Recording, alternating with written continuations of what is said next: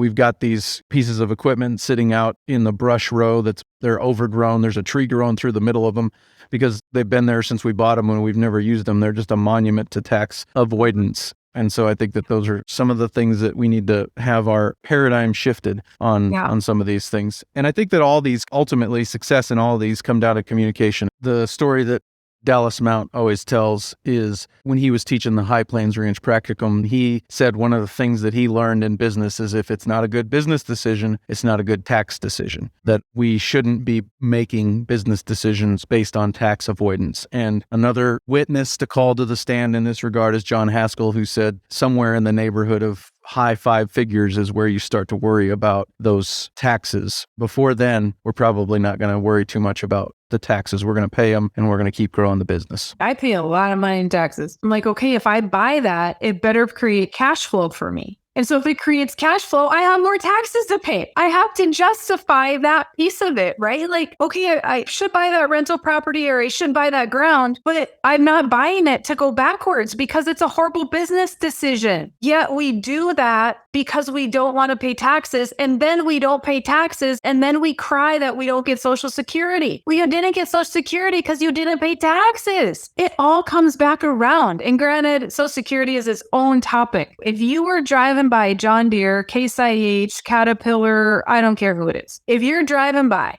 and they have those, those big like floppy signs that are in the wind and it says 10% off, 12% off on anything you buy today, are you going to stop in there? Most people will say, no, it's only 12% off. Well, guess what? Most of you are in a 12 to 14% tax bracket. So that's all you're saving. But the government is giving these guys this huge sale every year. And so if you wouldn't do it because it's not enough off, you're doing it anyway without even really thinking about it. So many people think, well, the highest tax bracket is 37%. Most farmers are not in a 37%. They're lucky to be in a 24% tax bracket.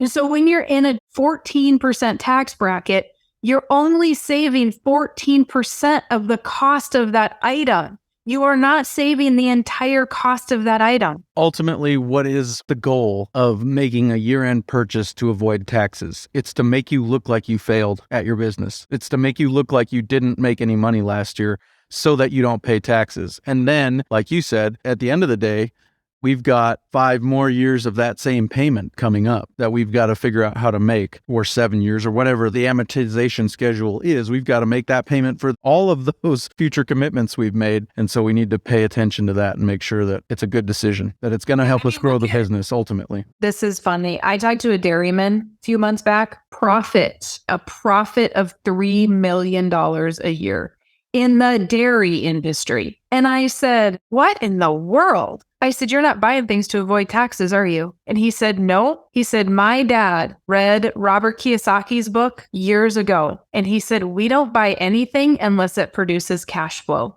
If that tractor is not going to produce cash flow, we're not buying it.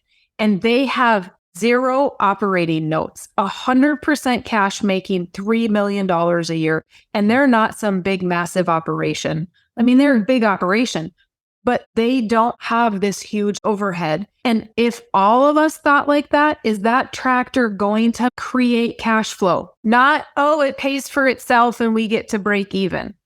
Are you custom farming with it? Because if you are, that's creating cash flow. Can we do other things that make that money up? Even being debt-free. The bum on the street is debt-free, begging for cash flow. Right? He's begging you because he needs cash flow to go buy food. Cash flow is key. It doesn't matter what you're in. That's where we need to be making our money.